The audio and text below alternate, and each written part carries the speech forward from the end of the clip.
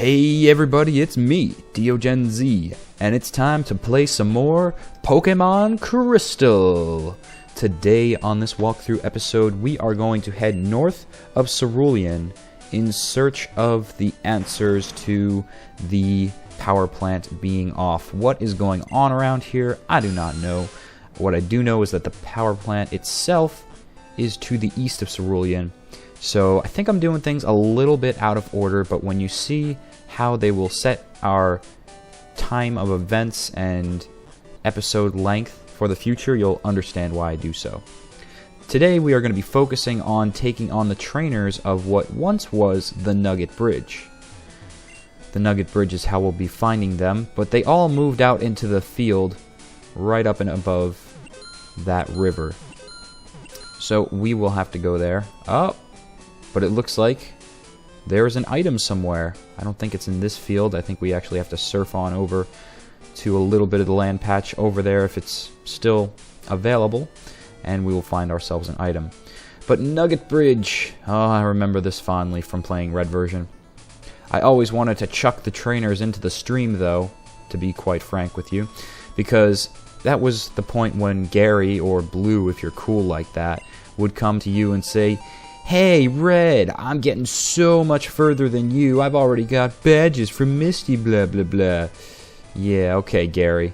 I wanted these punks to get out of my way so I could quickly go through my journey. Gotta get badges! And we're still doing that. Really, the reason I came up here north instead of going east towards the power plant to reignite the electricity here in Kanto was because, well, there's no time limit. There's no real accordance of events that needs to occur, just as far as how much of the land you can traverse and what kind of methods you can do.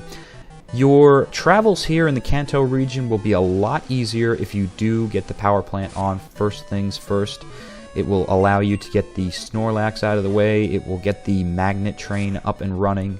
That's been out this whole entire game, if you remember. Now that we're in the Kanto region, we realize why. Wow, so 52 episodes later, and still the whole region of Kanto is without power. That is a pretty faulty system if you ask me. I mean, isn't there supposed to be some sort of check and balance and transformer stations in between here and Cerulean, just to, you know, make sure that if one blows out because of some catastrophe, which we'll find out what that is, Wigglytuff, then they could still have some areas with power, but nope. 52 episodes, 52 days of no power. I don't think there's been such a serious blackout. There was such a blackout that knocked out a significant amount of the eastern seaboard's power not too long ago. There was this crazy storm that came through. Didn't hit where I'm living, but everywhere south seemed to really get walloped with this freak storm. The interesting thing was they didn't really predict it. It just kind of emerged in the weather pattern.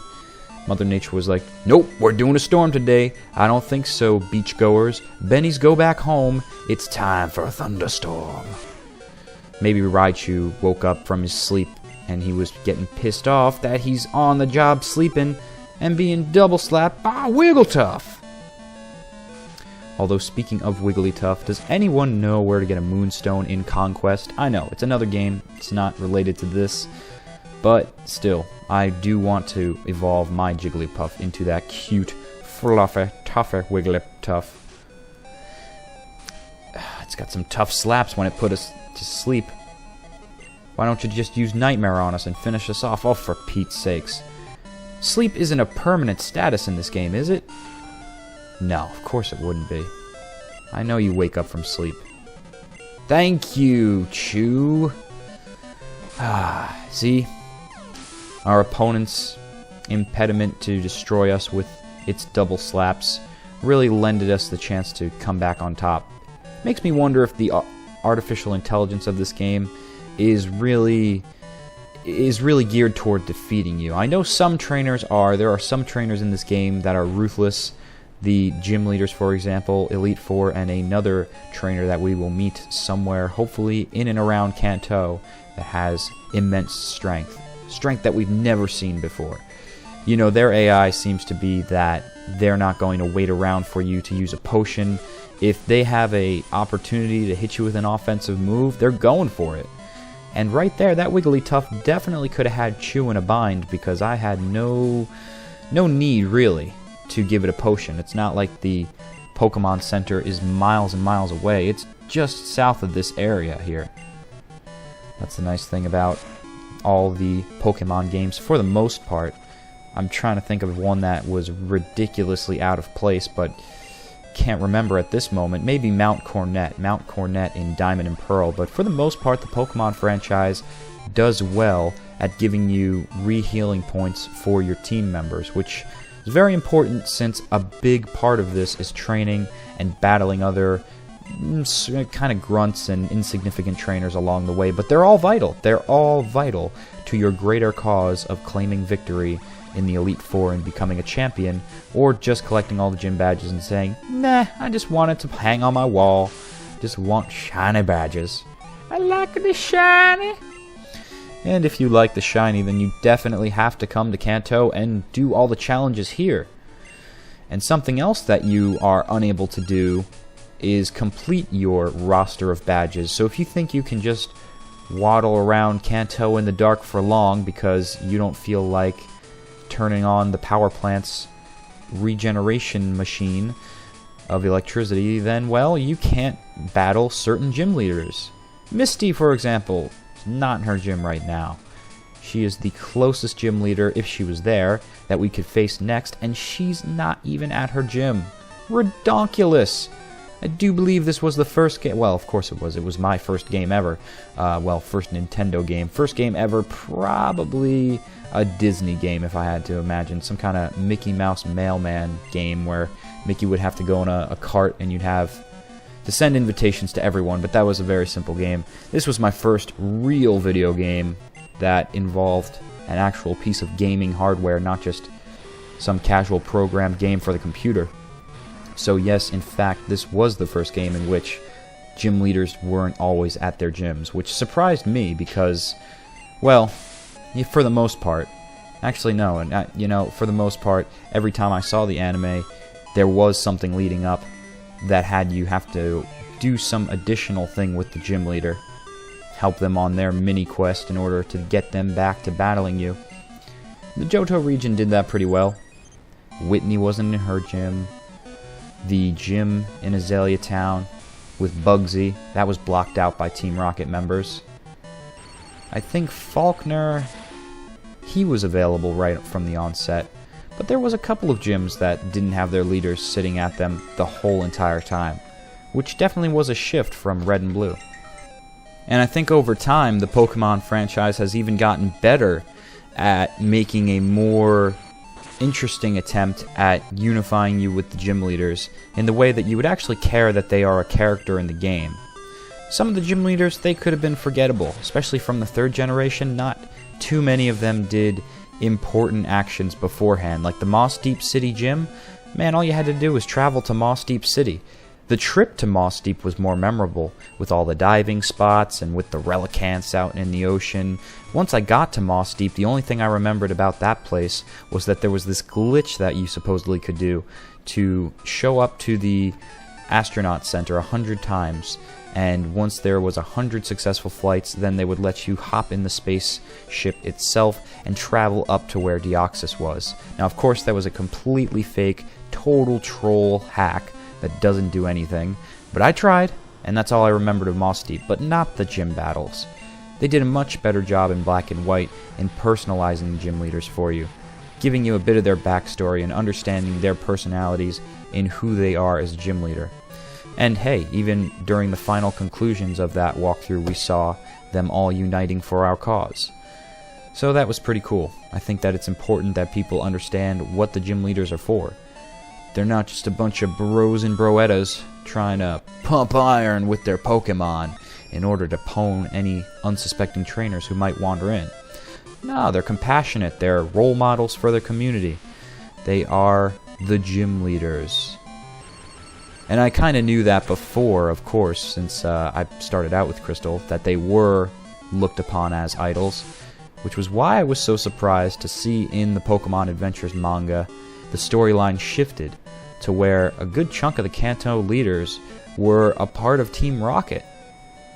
Thankfully, Misty was not a part of Team Rocket. But where could she be? All I can say is that you won't be fighting her until the situation with the electricity is fixed. Who knows, maybe in the alternate reality of Pokemon, this is just something they never mentioned. There was electric cars, and maybe without any electricity, Misty couldn't get a charge to go to work. I don't know where Misty even lives. She doesn't live at the gym, obviously. She's got to live somewhere in the area, but there aren't too many housing areas for people. Just a lot of Pokemon stuff. Maybe she lives under the water with that mermaid costume of hers. Maybe she wants to be with the Horsea out in the Sea of Cerulean. I never knew if that really was a Sea of Cerulean. Just another one of my thoughts that maybe you could glitch through the game somehow to get to that patch of ocean. If there was some way that you could have hacks to phase through walls, and this was before I knew anything about Game Shark, because of course they have that in Action Replay and all these things. But I've seen videos where if you do cross a barrier wall, if you access no boundaries hacks, you basically walk over everything, walk over any texture, there are no barriers to keep you from any area of the map.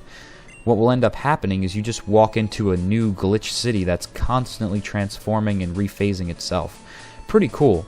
I saw something like that of a video of a Blackthorn City glitch where the person just walked through the mountains and then found all this cool secret stuff, but it wasn't really secret.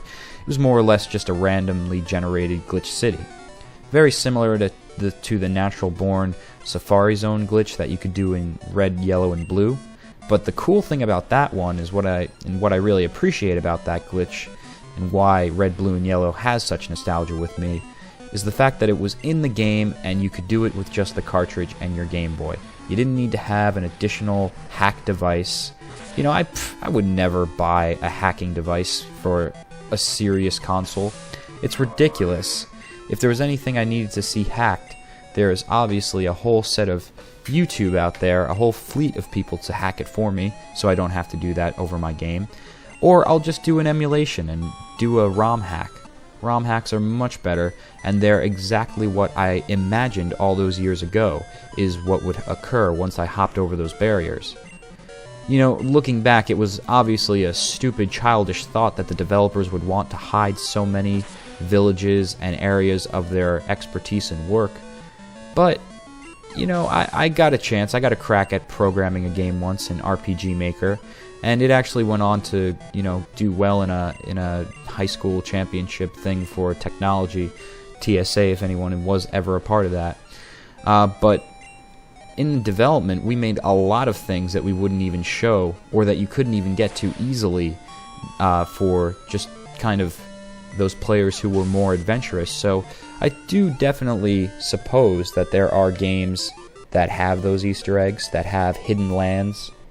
I know that, for example, Trespasser, Jurassic Park Trespasser, which is kind of a bad example since it's technically an unfinished game, really, but it had a point in the wall in one of the cities where if you stacked boxes up and climbed on top of it, there was a certain point where you could fall over to the other side, and then it would get you into a testing room with all these cool, weird elements and just random things from the game for you to play around with. I think it had all the weapons, had a random gigantic Jurassic Park door for you to look at and open and close, basically to test out the physics of that world. So it's very fun, and that was oftentimes what we did in our game. We left that as kind of the programmer's headquarters, as we call it, and we'd have sprites of ourselves decked out in awesome armor and stuff, and the room would be filled with gems, but just cool little things that are fun for people to find.